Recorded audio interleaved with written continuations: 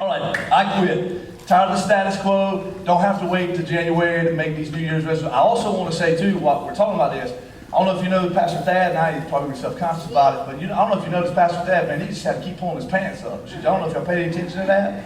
I did, because the dude's, man, he's give up sweet tea. He's been kicking butt and taking names. He's getting this healthy, man. Y'all know, I really appreciate you guys, because you know the guy coming from 320 pounds to a lean, mean 240 pounds. I know, right? Yes. No, I appreciate you guys so much. There's several of you. John posts every day about walking. I'm excited about you walking in honor of it being 10 years since the Lord took Rita to be with him, and all that good stuff, and just all across the board. I'm one of those crazy preachers, man. I believe the body's a temple of God, and it doesn't mean get skinny. It just means take the best care you can of the temple He's given you, right? So if I put down the donut, security team, put down the donut, all right? Isn't that funny? Security team had donuts this morning. I'm just saying, all right? No, I just really appreciate that. I want to, and everybody that I've been watching, you try to take care of the temple of God. I don't think that we have to wait to January to take care of ourselves, just like quit. If we're tired of the status quo and we want to see a major difference in our life, there's a lot of things we've got to quit.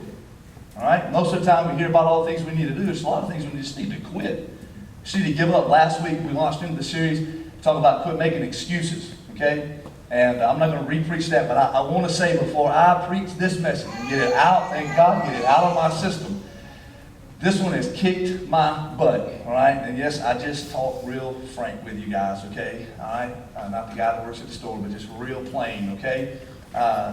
It is absolutely 8 mile lunch every day, because I realize, being it's been so heightened for me, how bad I stink at this. I want to talk to you this morning about complaining. Nobody does that, right? Nobody. Well, as a matter of fact, some of you was honest and really willing to attach your name to it, because I asked on our Facebook page, would you let me know what you complain about? Let me give you a few things here, okay?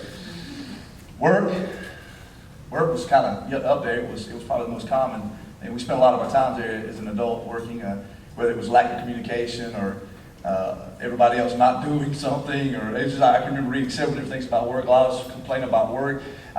This one was kind of big. It really was kind of common amongst all of it, complaining about not having enough time. Anybody ever been there? There's not enough time. I'm guilty of all of these and some. I said there's only one of me. There's only one of me. I don't have enough time to get everything done. As a matter of fact, this morning I was like, oh my gosh, man, I'm in this spiritual battle, because I get a call from over here, and there's only one of me. I can't please everybody. I can't do everything for everybody. I know none of you have that problem. Just let me get it out, okay? Phil, please, Obie, let me get it out. Oprah, let me do work up here. And so I get it. Not enough time. Not enough time. Next thing you know, it's time for everybody to bed down, and then it's time to get them and go at it again, especially if you're like me and you get up at 4 o'clock in the morning, 4:30, you're trying to hit the gym, be back, make sure the girls are ready for school. Now school will start back next week, make sure all 3 of the girls are ready, as mama included, and out the door, being she is the teacher. Make sure she's there and everything, and the next thing you know, it's just the end of the day again, and we just go over and over. So not enough time. Complain about not having enough time. The other thing was cluttered mess. This one is even me asking you, that was the very first thing. I'm OCD. I have a serious issue. I used to beat my mother's in heaven. I used to get so mad at her, though. I would be so mad growing up. I'd go behind the bedroom door, and I would be so mad. I wouldn't do it in front of her because she knocked me out, but I would be so mad. All right, that's right, I was scared of mama. All right? And she'd make me, my mother had doodads. Man, my mother grew up very poor, and we were poor growing up, but everywhere she went, she'd get a little souvenir or something, and then there were a lot of little doodads. And every Saturday, you had to help clean the house. And listen, you didn't dust around the doodad. You pick the doodad up, you dust under the doodad, and you dust the doodad, and you put it right back where you found it. You know what I'm saying? Then my dad, in his building, every tool, he got it from his grandpa, and my grandpa, in his workshop, literally on the board where the tools were hanging, there was an outline with a black Sharpie where that tool went right back in that outline. That's where it goes. And so I kind of inherited some of those things. Now, there's a few areas I'm not quite as uptight about as they were, but with 3 girls, and even the dog being a girl, it's usually a mess at my house, and I fuss all the time. And on, and on the flip side of that, they get tired and complain about me complaining about the clutter or mess. So several of you, same way, clutter, mess, especially you moms, not being listened to. Man, is that not frustrating? You're not listening to me. You're not. I hear you. No, I want you to listen to me, right? All right? Big difference, okay? Others, just a few more. These are all from you, by the way, all right? Some of them didn't get posted social network. They got with private messages. And I've been praying for you guys. Flirting with murder, I understand. I'd strangle them out too. Clutter, mess, kids arguing. Is that not, listen, when we went from 1 to 2 children, all right, some of you got 4, 3, and a whole slew of them. Went from 1 to 2, holy smoke, they can love each other. And I grew up sibling, I get it, but man, when you are on this side of it, they can be love. I'm talking in a split second, it can go from lovey-dovey playing together to want to kill each other. That's mine. That's my toy. So kids arguing, and I guarantee, I'm not only 10 years on the journey, I'm sure it gets worse and more physical as they get older. I'm just saying. But you said kids arguing. I love this one, and I'll call her out. She's not with us. She's out in Texas. Tess said if you're on social network, you got to read most of these. But she said the heat, I forget what 100-something degrees is out there. Is she's out in that area. And then this one was, you still with me? Say amen. This one was, I think, just kind of sums it up. All right, I think it was Jessica that put this up. This just summed it up. She said, stupid people. I mean for real, stupid people. I told you this from the platform, like, man, I would have it made if it wasn't for stupid people, right? I don't know if that's me or not, but anyway, yeah. So, and again, some of you probably messaged me, and I got a good kick out of it, but we all complain. And this week's been incredible for me, realizing everything I complain about. Every little thing I complain about. Whether the car in front of me is going too slow, it was so funny. You were still with me. I'm just being real with you. I'm going to get to the meat of the message and get you out of here. We're on our way from Clemson to actually headed to Greenville, but the long stretch between Clemson and Easley that's quickly becoming a shorter stretch because of just growth. Just the other day, school shopping and this car. I didn't understand it. Now again, I'm driving my G-Moss Buick. Okay. She'll never drive again, and I have to, I take care of my G-Ma and my nanny, and so I guess because I'm driving this big old Buick, people think I'm some old person. You know what I'm saying? And so this car just cuts off in front of me, and then they slow down, and so I was like, well, this grandma car got some power in it. Let me show you something here. Sanders like, what are you doing? She's fussing at me, and I'm like, I'm not mad. I'm not mad at all. I get. Don't act like you don't do this. I get in front of them. I get ahead of them. I get right in front of them. And listen, I always obey the speed limit. Okay, I'm just putting it out there for some of you that can get me in here. So I get in front of them. I cut over, and then I go. Same thing it does to me, right? Stupid people. That's how much we complain. Sometimes we don't even audibly say it, but we're complaining. We complain with our gestures. We complain with our. I don't know. Your kids don't do that, right? I do too, John. I do too. All right. It's a huge thing. And let me say this. It has been a problem since the creation of man. None of this will be on the screen. There will be some text on the screen in just a moment, but let's just get there first. I've got 3 major points I want to bring out to you this morning. I want you to think about complaining. And really, rather, I want you to think about how you can stop, or at least hone down, restrain some of the complaining. Okay? So it's been a problem from the very beginning. The first major point is the reality of complaining. This is just side notes. Genesis 3:12, this is what Adam says. Adam says, to God, you with me? To God, he says, the woman you put here with me, she gave me the fruit from the tree. So God, it's really your fault. You had to give me this woman from the very beginning. Here's another, Job 10:1. Now Job, if anybody had, y'all know the story of Job, right? If you're new to Christianity or the Bible, or you doubt either, both of them, that's good, you're in the right place, because even the disciples doubted it, okay? Job had the right to complain, but I love Job 10:1. This is what he said, Job 10:1. The other one was Genesis 3:12. Job 10:1 says, Job says, I loathe my very life. Therefore I will give free rein to my complaints and speak out in the bitterness of my soul. You ever been that miserable? I loathe my very life. Now, you might not have said, I loathe my life. You might say something like, this life sucks. This is just, yeah, is that too real for you? Okay, I know y'all don't talk like that. Y'all better than me, but. And he says, I'm going to complain. He said, I'm going to do it loud. I'm going to give free rein. I'm just going to let it fly. So it's not new.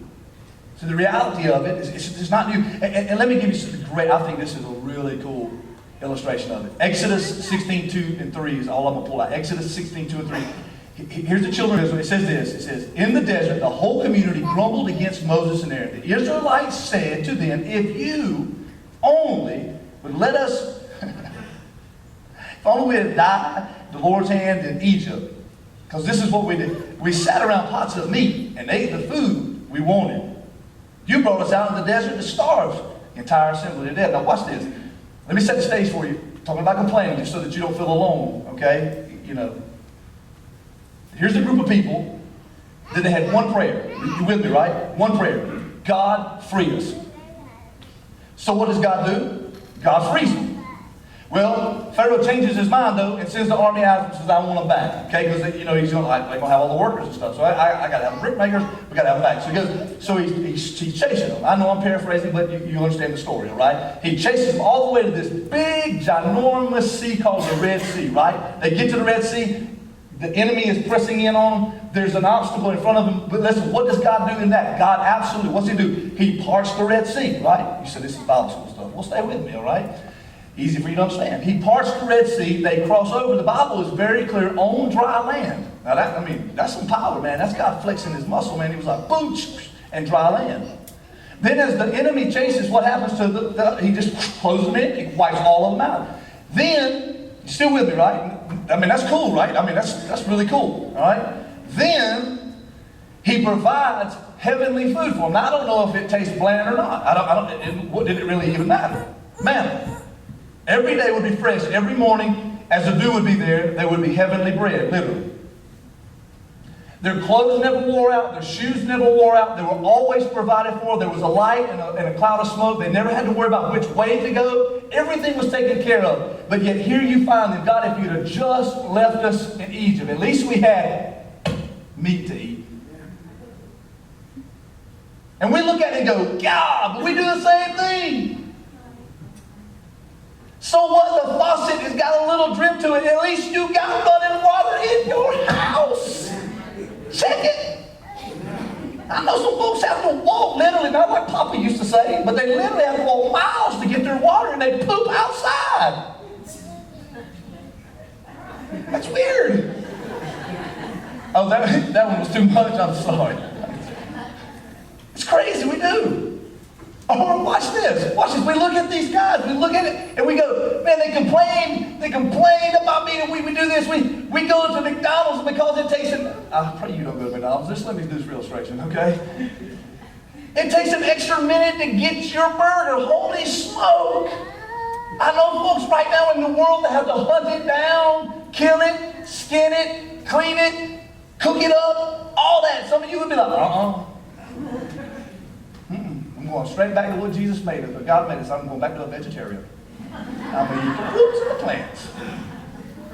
You know, actually, we'll go back to that one day. We'll be as He is. Anyway, but you get the point. The reality of complaining. Everybody complains. So it's not a sermon to beat you up. It has kicked my butt all week, and I have been reminded often what I'm preaching on by my lovely wife this week. Complaining. Matter of fact, our media minister and some of our other team is not with us this morning, but they still, because of technology, which I think is cool, can remotely do all the stuff that needs to be done, and then they have an awesome team that runs the stuff. So I send our media minister all the information, and I tell him this week's title is complaining. I get a response very quickly from him. I need to listen to that one. Everybody struggles with it. That's the reality of it. It's been that way from the very beginning of time. So just stay with me for a moment. So the first one is the reality of complaining. The second one is this, the root of complaining. The root of complaining. The root of complaining, watch this, is a deep spiritual problem. You know, because I give you an illustration. Garden of Eden. Adam and Eve. Guess what the Garden of Eden was? Guess what it was? No guess? Perfect. It was paradise, John. There was nothing. They walked around naked. And they wouldn't like what you just thought. There was no sin. They knew no different. The trees produced everything. The water was fresh. Can you imagine? Man, can you imagine how perfect it was? It was heaven on earth. God set it up. And what we learn is this: even the situation, even if the circumstance, even if the substance is what we think we want, we will still find a way to complain. Why? Because at the root of who we are sinners born out of sin. And so you'll say, oh man, you're beating me up now. No, I'm just being honest with you, man. The root of your complaining is not your wife or your husband or the lack of. It's not your kids. Everybody's kid, man. Every time I go somewhere now and I see a kid act up, man, we was in a store shopping again. It's just that time of year. I seen this dude, I heard it first. Mom was like, hush up, what you crying for? And all the way out the store through the parking lot. And I'm like, I'm glad them days are over for me. And then I look at mine. It just changes. It's the root of who we are. It is a spiritual problem. Complaining. The reality is everybody complains. We wish our job was better. We wish people would help us more. We wish people would do it. We wish they would do what we want them to do. Wouldn't it be a better world if just everybody did what you wanted them to do? I mean, don't be super spiritual going, no, I want them to do what Jesus wants them to do. I'm not there yet, okay? I'm going to get there. I'm not there yet, church.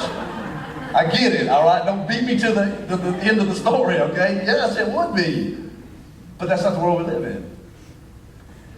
And then it's scary to think about this, that the root of it is, I'm a complainer. I know that. Man, I'm probably the worst in this place this morning, as Paul would say, I'm the chiefest of sinners in this house, man. I know that. I'm keenly aware of the situation. I complain. You've heard me. Listen, people even ask me if they see me out, and I'm not driving my G-Miles Buick now, or I'm not in her truck, and I'm in my, they'll say, is that the little black truck you talk about all the time? You know, the one that says, I crank it up, it smokes real good, and it looks like a poop. I mean, it's bad. Yep, that's the one. Why? Even though I'm using it as a silly illustration, it's actually that I'm complaining about it. But guess what I got? I got a truck. Guess what it does? It gives good gas mileage. It's paid for. Oh, it's ugly. Oh, it's ugly. But that Nissan still runs, baby. Yeah, but it's just that's a spiritual problem. And you said, no way. Let me tell you about another place in the Bible. I'm going to remind you, and you already know it. The mouth speaks out of the abundance of what? Heart. So see, every time you complain audibly, every time you complain by your gesture, every time you sigh, every time you grumble, every time, yes, it comes out here, and yes, you think it's this stuff, right? No, it's something in here. You see, the issue is this, all right? Very quickly, I'm going to move on to the main of the message, all right? The issue is this. You see, when we complain, it's because we want to be the center of the story. Because remember what I said, wouldn't it be better if everybody would do what we want them to do? Yes, it would, technically. That's why often I thank God that He's God and I'm not, because I would be like, zap. Boom! I want to cut you off in traffic no more. You just be gone. Fuck up. Got a few extras like that too. Bam! Gone. Talk to me like that. A few deacons I know like that too. I'm just kidding. I mean, that's too far. I'm sorry. Bring it back. Bring it back. No. The problem is that we want to be the center of the story. And guess what? Guess what? I hate to bust your bubble. You're not the center of the story. You never have been and you never will be. It's not about you. It's not even about your precious angel child. It is about God. He's the center of the story. It's Him. It's all about Him. It's everything to do with Him. Everything you do should be to please Him, to worship Him, to serve Him. And see, the reality is we complain all the time has been that way from the beginning, because it has nothing to do with your surrounding, has nothing to do with your situation. It doesn't matter about substance. I wouldn't complain as much if I had a bigger house or a better truck or a better job, or if I didn't have to work at all, if I could just hit the lottery. And if you do, please tithe off that. Well, okay, the devil's had it long enough. All right? Yes. You got to listen fast. You got to preach fast. It's nothing to do with that. Adam and Eve in a perfect place. Job would get back 7 times and he still, listen, I'm telling you, the children, God provided all they needed. The root of it is that it's a me problem. It's that I am at the center of the story and you are never at the center of the story. Before I move on to this, the message, I just want you to know, scientifically, I've been backed up on my whole this whole theory I have. It's really not, it wasn't original with me, about the trophy thing. Y'all know my trophy, my stance on trophies and ribbons and awards. Everybody don't deserve one. There's winners and there's losers. And kids don't need to be brought up feeling entitled. E60 did a segment on it. Do you think, and you say, well, that's just not like Jesus. Let's just put it real practical and spiritual, then I'm going to move on, okay? Do you think everybody, when they stand there, and some of them, he says, depart from me, you workers of iniquity, for I never knew you. Do you think they're going to feel like a winner? No. And all of that, just why do you even bring it up? Because this is the world we live in. The center of the story has to be about me. That's why we complain so much.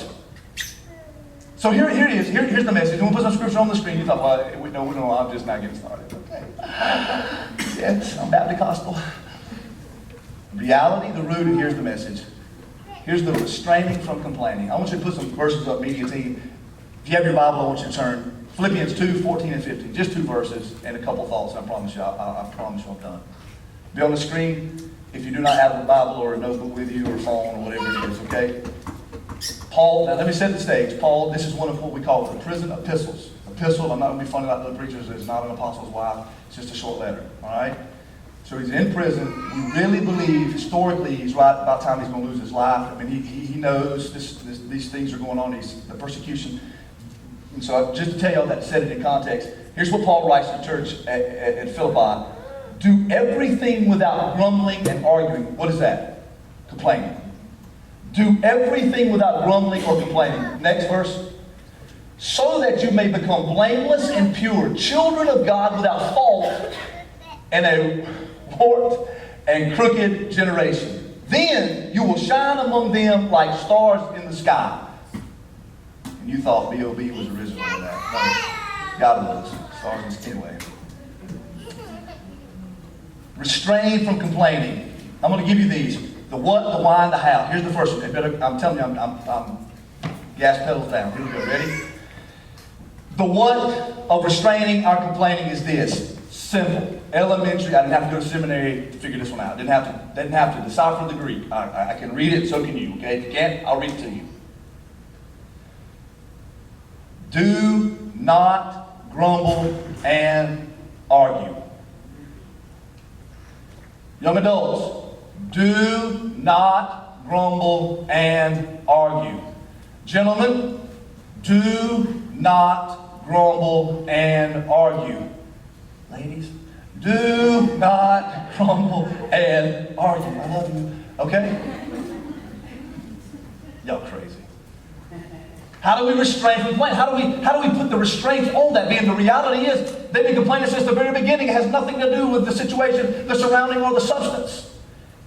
The root of it's a spiritual need. We confess it before God. How do we restrain it? We don't do it. As a matter of fact, I challenge you. You with me? I challenge you from this day, and I let you go this whole week. Every time you go to complain, because remember, before it's a word, it's a thought. Most of the time. Sometimes I speak before I think. But anyway, you get what I'm saying. Every time you go to complain, I want you to, I mean, I can't even do it. I want you to bite your tongue, right? Now, it'd be easy to don't bite it off. Somebody write me back and go, okay, it's your fault. You got to pay for the doctor bill. No, don't bite your tongue off. Even though some of you are probably going to do it. But anyway, bite your tongue. Now, watch this. This is what's nuts. Ready? Watch this. Watch this. Mary, you're going to love this, right? But you got to remember, you got to do it too, okay? You got to do it too, man, all right? You'll be shocked how much less you'll speak. I dare you. I double dog dare you. That every time you go to complain, every time that thought crosses your mind. Now, at the beginning of the week, this afternoon, you're probably going to complain a lot because it's just going to come right out. Okay? So like diarrhea of the brain. It's just going to come out. Okay? All right? Okay? Did that make a good illustration? Okay, you know what I'm saying? But as the week goes on, if you will take the challenge before God and we pray before we leave here, you go every time before I go to complain, especially you guys are not going to come back next time you're vacating down here, are you? Every time, I promise you, I mean, it will blow your mind. Or every time you go to post, because some of you, oh my gosh, your post on social network.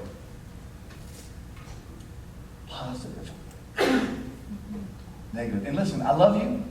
I don't need a play-by-play back here, Dave. Okay? I love you. I do. Watch this how less you speak and you post. The what of restraining and complaining is that you do not do it. The why? I love this. Isn't it God? He's like, I'm just telling you not to do something. I'm going to tell you why not do it. Why? So you can be more like Jesus. I mean, isn't that what you want to be? Really? I mean, isn't that your goal? Isn't it your goal? Someone said it's not about being skinny, it's about being healthy. Why? Because he said your body's a temple of God. Present yourself a living sacrifice, holy and presentable before God. Romans 12:1. Why? Because it is what is good and acceptable. This ain't be skinny and frou-frou like everybody else. I don't know who them everybody else is. Around me, man, these big bones. Y'all all right?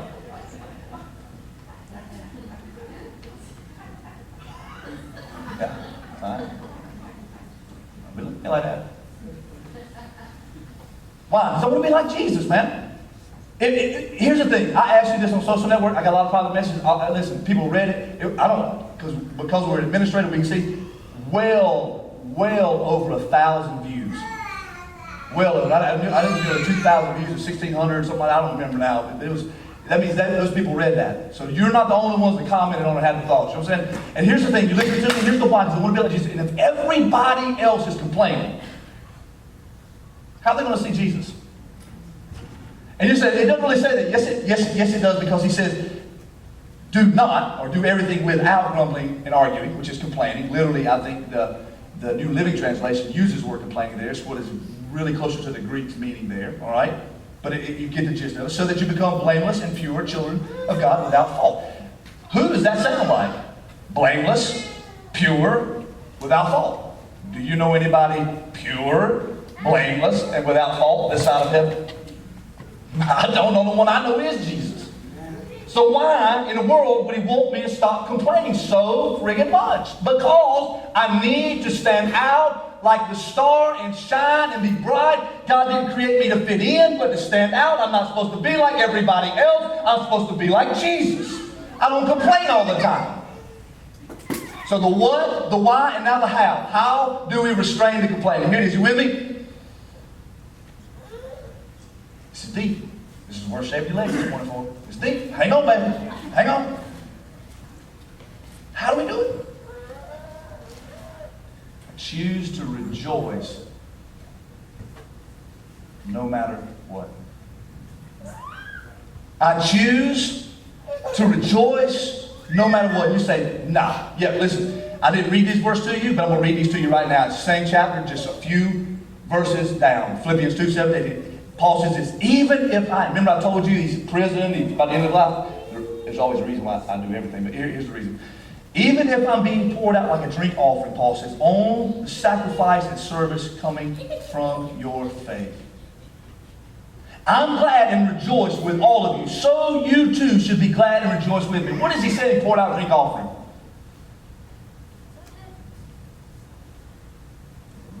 It's a sacrifice. He's saying, man, even if they take my, here's the guy that said, for me to live is Christ and to die is gain.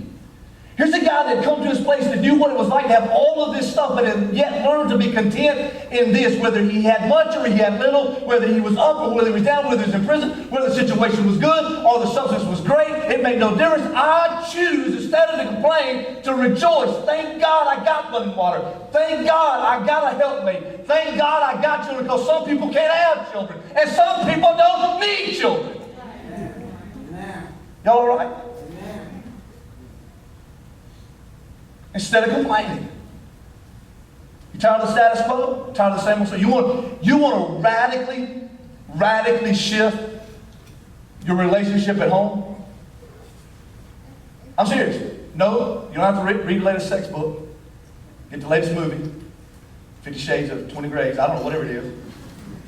All right? No. I ain't judging you. All right? I ain't judging you. Or as we say around my town, I ain't mad at you.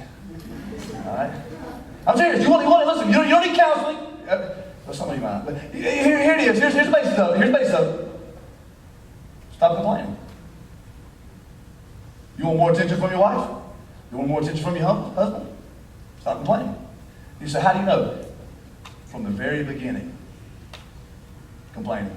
Oh, listen, I know some of you might be in the dating stage, right? Maybe a honeymoon stage. Sugar, honey, I love you so sweet. Yeah, it's okay, I get that. That's okay. No. Quickly, you move past that. You gonna pick that crap up or not? How many Coke cans do you need over on that end of your couch? You drinking all 4 of them? You got a drinking problem, girl. Oh, you move over that quick. Sugar, no. You want to radically shift it? Yeah. Hey, you want to radically shift your job? Well, you don't need a new job. You just need to start complaining about the one you got and actually start doing the job. It's all right. You say, wait a minute, I shoveled dung. Shoveled it with pride. Because even in the Old Testament, somebody had to work the dung gate. Read when they built the wall. Got a whole message on that. You remember that? Somebody's got to work the dung gate. I'd rather be a porter in the house of God. Work the door for him. It had to be anything in this world. You understand what I'm trying to say? You want to radically shift your home, your relationship with your kids. Maybe your kids, all they hear is you fussing at them and complaining about them. Oh, rightly so. Some of them deserve it. You need to stop actually saying it. Just take the belt off and wear that fanny out. And then move on to loving on them. You all right? Oh, it messed some folks. They had some kids, boy, they fall out. But they liable to fall, plumb out, pass out. You want to take your belt off and your shoe off. Now, G might use her shoe. Still does if I mess with her. She'll take that old flat bottom red shoe off. Anyway, she's slower than she used to be, though. Anyway, stop complaining. You want to see, and here, I'm done. Ask you 2 things in the open altar, and you can do whatever God tells you to do, okay? Let me ask you 2 things in closing. How do we restrain the complaining? I've showed you the why, the what, the how. Let me ask you 2 things in closing.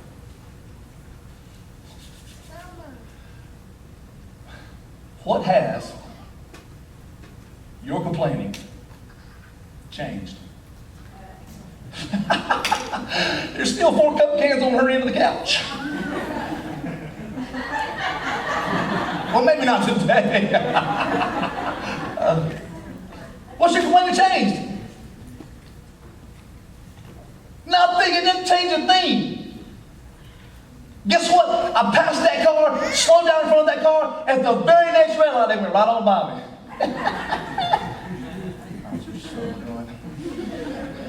And I was trapped in traffic. Hey, it's not karma. That's just you reap what you sow. I got it.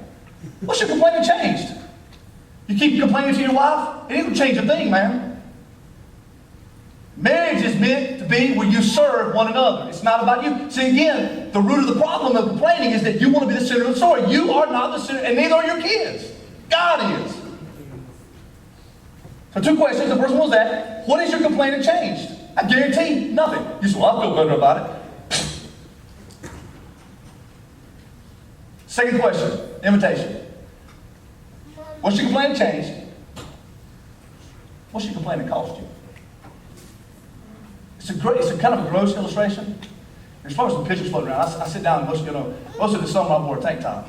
Not on the platform, but if you see pictures of someone I'm like, just want to show off the guns or something. I don't know, anyway. I just wearing a tank top. Well, I sit down between girls yesterday, and both of them, I sweat profusely, you know what I'm saying? That's just how it is. I'm not trying to tell you too much information, but I do wear deodorant. I mean, I really do. It just don't work, Yes, it's just what we get around here. I'm just being honest with you, okay? Don't look at me crazy because I suppose it. And so I sit down, I go like this, and I sit down, and I got tank top on, and immediately go, I knew it didn't stick. But it's like, silly girls. I try to rub it in her face. Watch this. What's your complaining changed? Well, what does it cost you? Because listen. You ever, or even this, not even just funky armpits. You ever know someone that's got bad breath? What do you normally do? Love you. Make yourself at home. Come on in church. We'll pray for you. Pastor Bradley will meet you at the altar and pray with you. I was wrong with it. Did you know? Seriously, I got your attention, right? if I tried to be funny, nobody laughs. So just being real, it seems to work good, but I got your attention, right? Did you know complaining has the exact same effect on people? Nobody wants to be around somebody who complains all the time. You stink. You have stinking thinking, and it's come out in bitter language. It's like a funky armpit or some stank breath. Nobody wants to be around it. And I'm telling you, keep complaining, I'm serious. They will back away from you. And then you'll be complaining, nobody loves me. Nobody wants me because you stink, man. Clean it up. I got your attention, right? Root of it is a spiritual problem.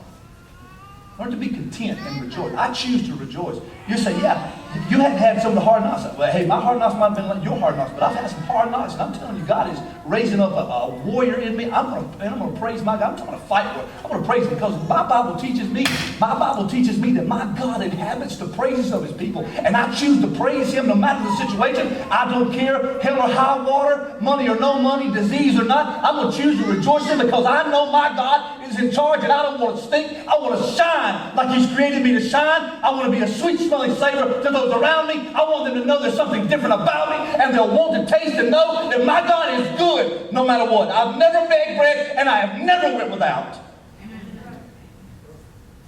So every time you go to complain, just remember, you won't change a thing by complaining. If he ain't changed by now, he ain't going to change. Jesus is the only one going to change him, sister. Same way, men. I'm going to change a thing. Be very cautious. It will cost you. And I can give you an illustration in the Old Testament. God despised their grumbling. A whole generation, I'm just leaving you with this. A whole generation, because they grumbled and complained, guess what they didn't get to do? Except for two. They did not get to go into the promised land. Joshua and Caleb going to. You say, well, it's because they didn't believe. No. It was way before that. They were whining, backbiting, wishing they could go back, not trusting the leadership. Sounds just like church, don't it? And they did get to go into the promised land. Let's try restraining the complaint. Stand with me.